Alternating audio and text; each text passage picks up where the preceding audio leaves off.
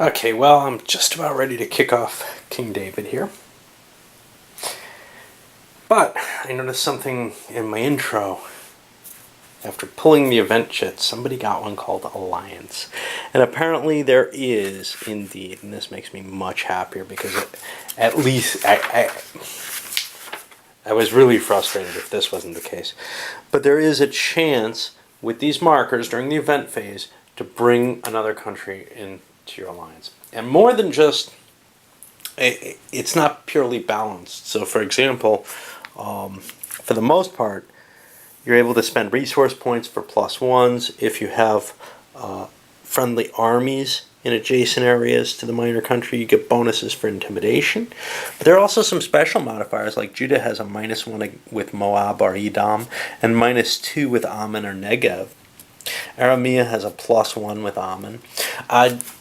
Just to help kind of form the alliances that historically happen. Now, what happens with these alliances? I'm assuming you can leave your country with the minor country.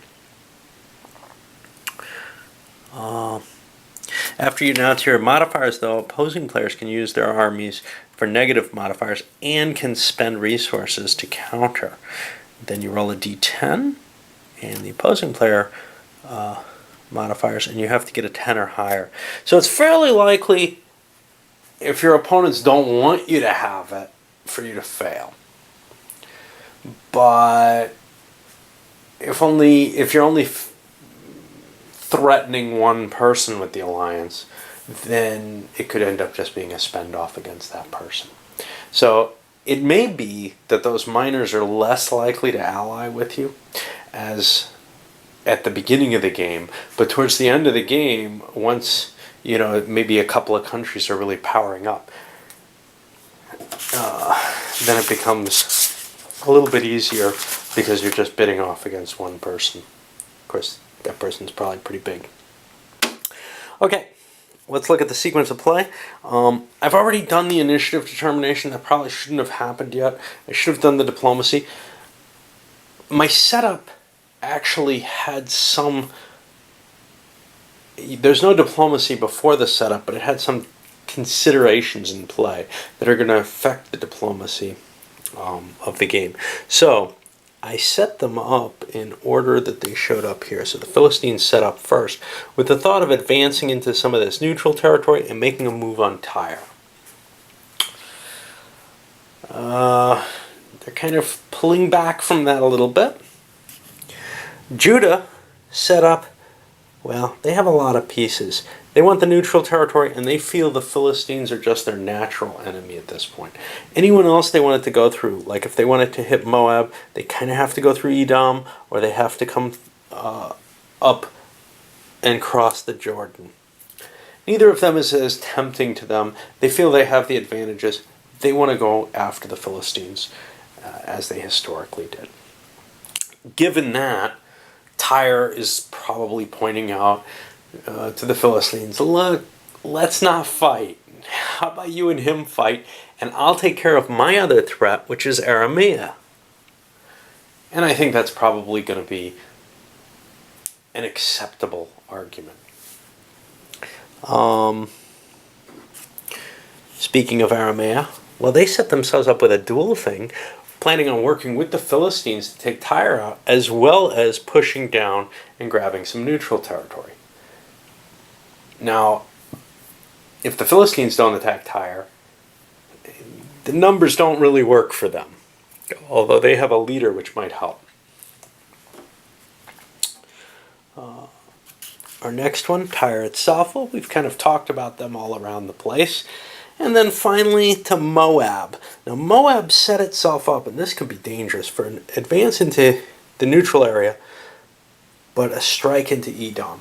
By doing that strike into Edom, they're leveraging kind of a threat on Judah, but also risking, because there will be a force there in Edom. Edom's not very big, though. 1 chariot, 4 infantry, a lot of militia, though. But that's kind of where they're aiming there. So we may end up seeing an early clash between Moab and Judah because of that. We'll see. All right, well, I'm looking forward to starting now that I know that the miners can actually get involved in the game other than just by being punching bags. And what we're going to start off with, and I've pretty much done the diplomacy right there in front of you, is the phase markers. They're already drawn on the first turn. On the second turn, all the diplomacy would be done, and then they come up. And we're going to jump in with an event phase right off the bat. Okay, well, let's start. First event of the turn is an event. Great. Every player is going to get to draw from the event cup. And I'll put one more event here. And then in initiative order, essentially, they get chances to play their events, which, for example, with the Alliance one may well happen. We'll see where that ends up. Alright, the only player holding Alliance chips is actually Aramea. They have a handful of them. I'm not sure how much the mixing of the cup worked for me. I ended up pulling a lot of the same thing. But anyway, this is done, and we get a new one revealed. Oops, not that one. I saw it, but maybe you didn't. Okay. And this can go in here. I got to be careful not to get it in the game ends ones, right? Now we're going to have an action phase, and here the players get to actually, engage in movement in combat. Let's start off with Aramea, which I'll move into here for one, and here's where things get tricky. I haven't spilled out. It's a whole bag of control markers. I haven't spilled these out, and I'm going to have to drop control into place. So I'll be back in a bit. Okay. So they still have another movement point with their chariots, and these are all chariots, but they don't have anywhere to really go. So they're just going to grab control of that. That's going to give them an extra food. Great. More production. And these guys will push down to here towards that city. And obviously you can kind of, use these counters to delineate borders if need be or something, if the pile is too much or if things get too crowded. But here's the more interesting thing. I kind of want to attack Tyre. I want to get the jump on them. That's kind of a weak force. I think mine is heavier. So I'm going to push in here. And I'm going to push my leader in here. And we're going to get to see some fighting right off.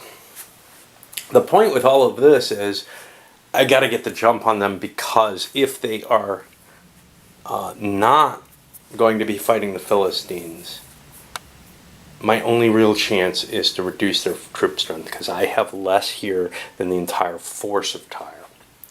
Alright, I got to look at events and try to figure out what's going to happen here. Okay, so set up the two lines here. The hits set at 0, I hope, so that there's not additional hits. And now, what ends up happening is Tyre is going to play an event chit. They've got an ambush. I've got a little battle marker there to mark where it is. I think these go right back in the cup, but I got to look that up. Okay, so what does the ambush do? Well, all these events you kind of have to look up here, and the ambush, defending player rolls first and applies the results before the attacker rolls. That's pretty cool. I assume that's only for one round of combat, but I'll look it up to make sure, because I fear that a lot of these are not necessarily fully explained on that little card. During the combat section, when played, it only affects the first round of combat. Yeah. Okay. So now, the surprise marker would negate that. Aramea does not have anything that they wanted to play. So now we go to the basis of the combat. But, remember, Tyre gets first blow. Now, flipping through all these examples, Eventually we find the combat rolls. Alright, let's see what we got here. We've got 3 regulars and a militia. Regular infantry use a D8, militia use a D6. I'm going to need to dig out another D8. I should have one kicking around here that I can find, but probably not easily. Alright, hold on. Luckily I'm at least a former role player, and I have a lot of different dice. So 3d8 plus a d6 plus 3, 5, 6, 7.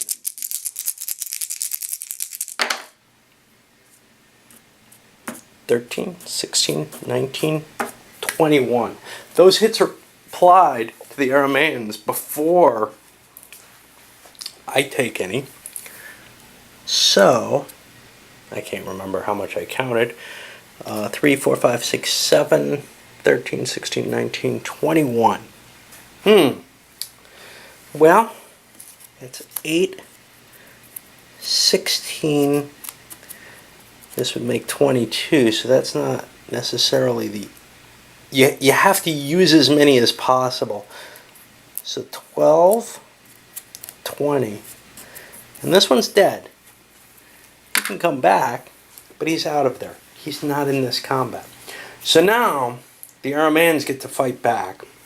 And they have an 8-sider, 2 8-siders, a 6-sider, and 4.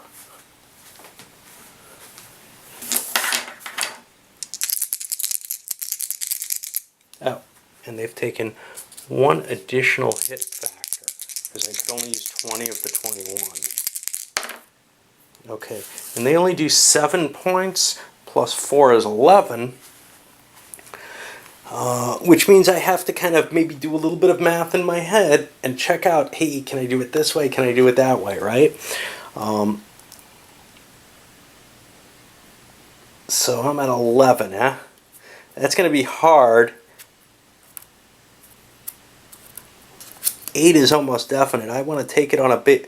I don't want to take it on one of these units that'll be dissolved, because then I lose dice. 8, 9, 10, 11. So now, the Aramaeans have less dice total and less of a chance, but they do have these additional hits. And the question here is, do you want to withdraw or do you want to keep fighting there?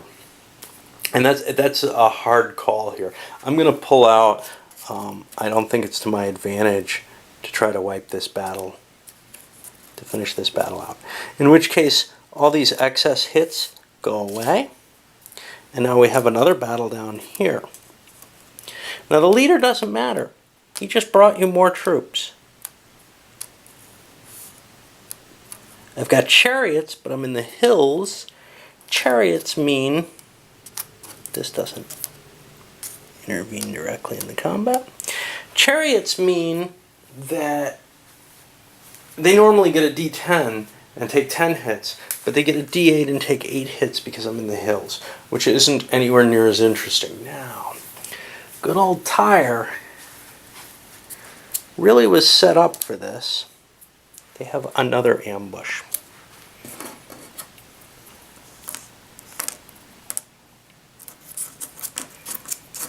And Aramea is just not set for it. Okay, that other ambush, what do we do? Well, it means they get first die again. And this time, they have 3 10-siders and an 8-sider. 10-siders are easy to find. I've got them kicking around all over the place. And an 8-sider. And I'll be adding some to this. I'll be adding 3, 5, 6, 7, 8, 9 to this. 19, 29, 32, 37 hits. Wow, that's going to hurt. 37.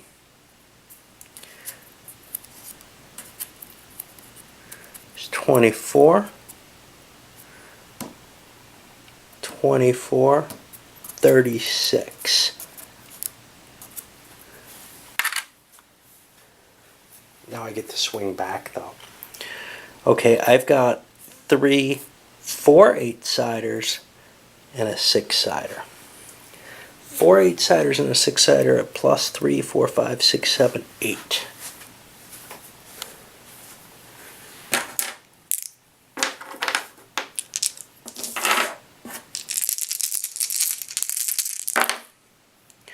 $12, $13, $19, 29 hits.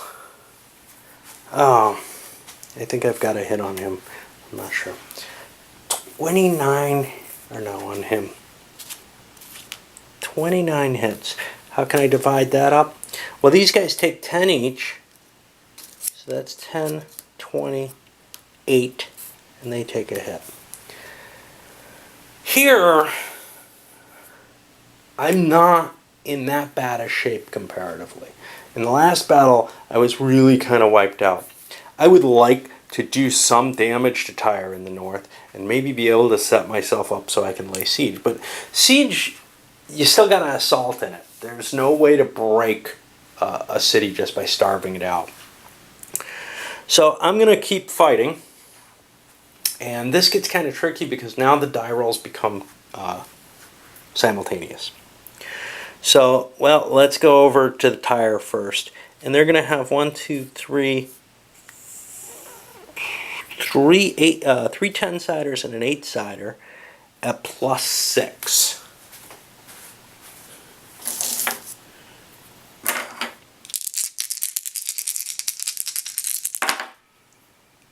$16, $17, $22. I've done 24 hits. I don't have an easy way to mark that, except I'll do it this way. Because I don't want to allocate those losses while, if both players were rolling, they could just do this at the same time. So here I have 1, 2, 3 8-siders, 4 8-siders, and a 6-sider.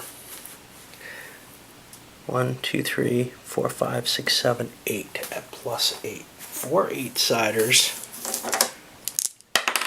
and a 6-sider at plus 8.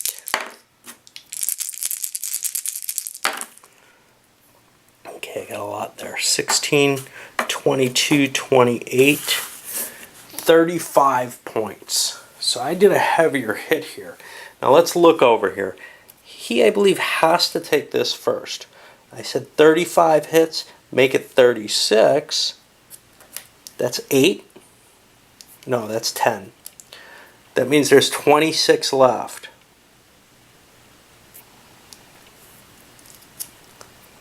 $16 left. 6 left. I can't do any more than that. 6 left is going to be marked like that. And these are now here. Now here I have to take 24 though. And for that, that's 8.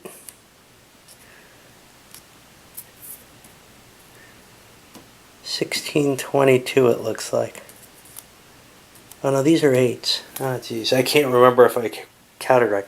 Okay, 8, 16, 24. That point's still there. I wasn't going to get anywhere with it. Yeah, I may not have taken enough. I don't know. I may have screwed up my losses. It's beginning to look bad for Tyre, so they're going to pull out of this fight.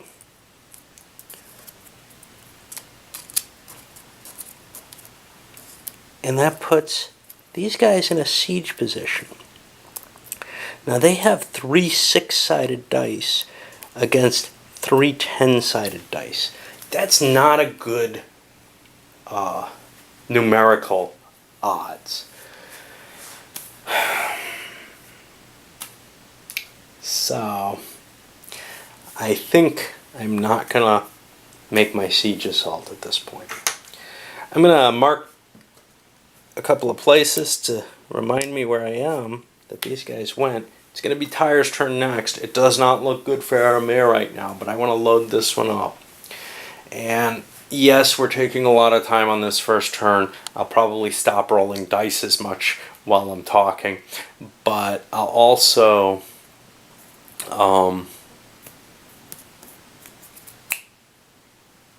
eventually move to much quicker videos of the turns and just tell you kind of what happened as we see broad strokes. But I want to go into some detail here. The action phase, I think you get that, so I don't have to maybe go into as much detail with the other players. All right, up it goes.